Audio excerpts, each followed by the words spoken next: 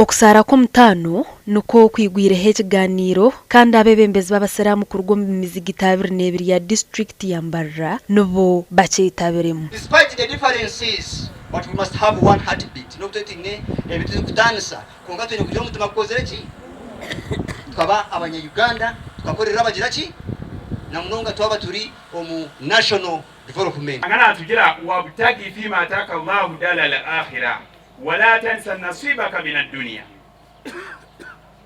Wabtagi rodero muleke kirhanga kwire ejo singi paradise ejo singi wala tansa nasibaka min ad-dunya utaliyebwa mugabo gwawo gwoli omunsi utaliyebwa icyoli ebyentunguka obwegese ebyamagara hamwe n'inkwatagana oteberwe obutashorora mu dini nibyo bibire biri enshonga nkuru omurusisuro. Allahumma la mana ataita wala mu'tiya lima manatu.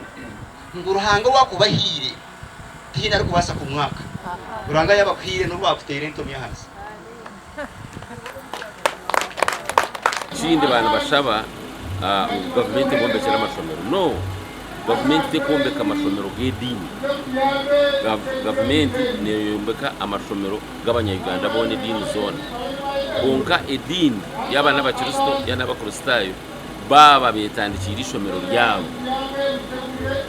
iba kweta foundation body government neteka mu mukono ishomero rinere. Omunyeshengero kazi wa district ya Ntungamo bataka maternity nuwabira ryo mugambe mukuru kandi yashabere okubika barukukora ebyentunguka. Ngira kibaru kweta mindset change no kugira ngo shimwe tukirebera umuntu ngunguka.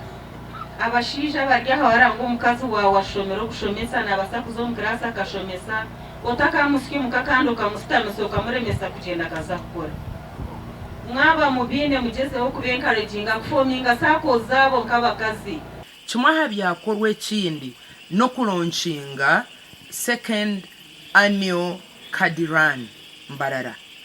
Erukuza kukorwa ebiro byo kwezi 30 ninga shamuheru bwo kwezi oku egenderirwo kwihamu esente ranage kukurakurana emirimo y'obusiramu. Aba bahendire barukutongoza ihuriro ya Mbarara Kadiran nabwanyuma baza omukugashure kihure kibire kibatebekanisiziwe ahagati y'amashemerura nyamwinji. Gasha kwa El Akiza.